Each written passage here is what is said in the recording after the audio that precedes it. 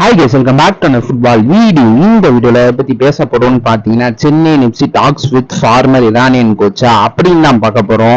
அதுக்கப்புறம் பாத்தீங்கன்னா, நம்ம சென்னை எஃப்சி எதுக்கு ஓவன் காயிலுக்கு நன்றி சொன்னாங்க, அதுக்கு பின்னாடி என்னப்பா ரீசன் இருக்கு அப்படின்னு தான் பார்க்க போறோம். இன்னும் நீங்க அந்த சேனல் சப்ஸ்கிரைப் பண்ணாம இருந்தீங்கன்னா மறக்காம பண்ணிக்கோங்க.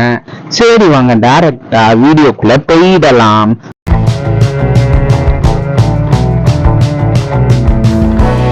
ஃபர்ஸ்ட் பாத்தீங்கன்னா, நம்ம சென்னை எஃப்சி வந்து ஃபார்மர் இரானியன் ஹெட் கோச்சோட டாக்ஸ்ல இருக்காங்களா அப்படின்னு கேட்டீங்கன்னா, இப்ப என்ன ரிப்போர்ட்ஸ் வந்துச்சுன்னா, இது மாதிரி பல சோர்சஸ் எல்லாம் என்ன ரிப்போர்ட் பண்ணாங்கன்னா, சென்னை எஃப்சி வந்து இரானியன் கோச்சோட டாக்ல இருக்காங்க. அந்த இரானியன் கோச் யாருன்னு சொன்னாங்கன்னா, ஜீசஸ் கிரசஸ்ன்னு சொன்னாங்க.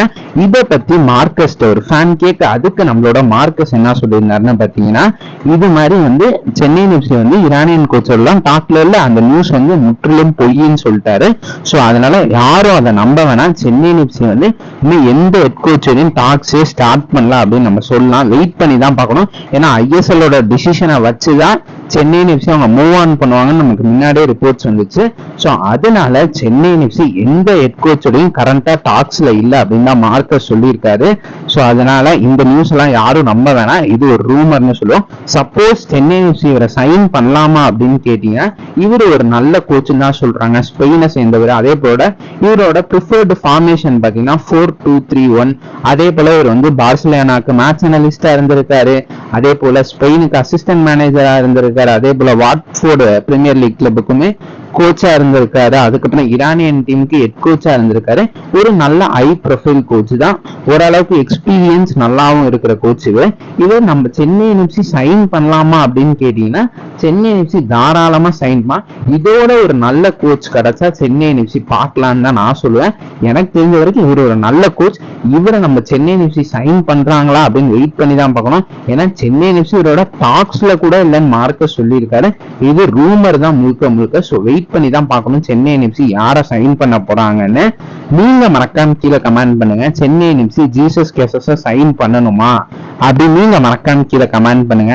அடுத்தது பாத்தீங்கன்னா, நம்மளோட ஓவன் காயில் ஏன்பா சென்னை எஃப்சி நன்றி சொன்னாங்க அப்படின்னு பார்த்துட்டோமே, அதுக்கு பின்னாடி என்ன ரீசன் இருக்கு அப்படின்னு ஃபர்ஸ்ட் பார்ப்போம். நம்ம சென்னை எஃப்சி ஓவன் காயிலுக்கு ரீசெண்டா தான் நன்றி சொன்னாங்க.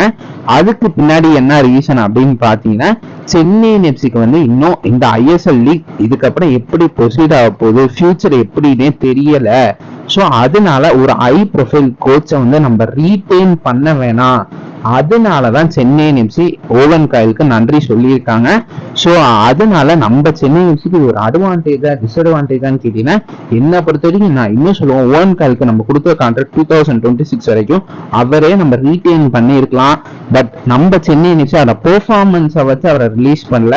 இந்த ஐஎஸ்எல்ல பத்தி நமக்கு ஃபியூச்சர் என்னன்னு தெரியாத காரணத்தினால ஏன் எதுக்கு இவ்வளவு ஒரு ஹை ப்ரொஃபைல் கோச்சை வந்து நம்ம சென்னை எஃப்சி ரீட்டைன் பண்ணோம் அப்படின்னு சொல்லிட்டு அதனால சென்னை எஃப்சி ஓவன் காயில ரிலீஸ் பண்ணியிருக்காங்க. அவரோட பெர்ஃபார்மன்ஸை வச்செல்லாம் சென்னை எஃப்சி வந்து ரிலீஸ் பண்ணல. ஸோ அது நமக்கு இப்போ நியூஸ் வந்துருச்சு. ஸோ இது மட்டும்தான் சென்னை எஃப்சி வந்து ஓவன் காயில ரிலீஸ் பண்ண ஐஎஸ்எல் ஃபியூச்சர் அடுத்த சீசன் நடக்குமானே டவுட்டா இருக்கிறதுனால ஏன் இந்த இவ்வளவு ரிஸ்க் எடுத்து ஒரு ஹை ப்ரொஃபைல் கோச்சை ரீட்டைன் பண்ணோம் அப்படின்னு சொல்லிட்டு சென்னை எஃப்சி ஓவன் காயில ரிலீஸ் பண்ணியிருக்காங்க. நீங்க இதை பத்தி என்ன நினைக்கிறீங்க? சென்னை எஃப்சி ஓவன் காயில ரீட்டைன் பண்ணியிருக்கணுமா அப்படின்னு நீங்க மறக்காம கீழே கமெண்ட் பண்ணுங்க.